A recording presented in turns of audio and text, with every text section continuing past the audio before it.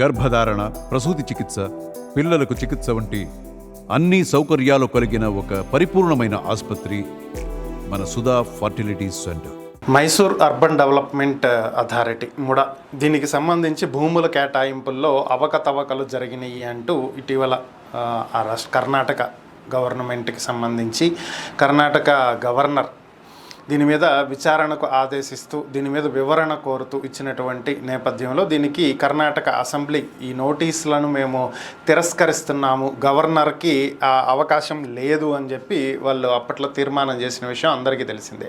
అయితే గవర్నర్ ఇంకొక స్టెప్ ముందుకు వేసినట్లుగా తెలుస్తుంది. ఈరోజు మనకున్నటువంటి సమాచారం ప్రకారం కర్ణాటక గవర్నర్ సీఎం సిద్ధరామయ్య మీద విచారణకు ఆదేశించినట్లుగా తెలుస్తుంది.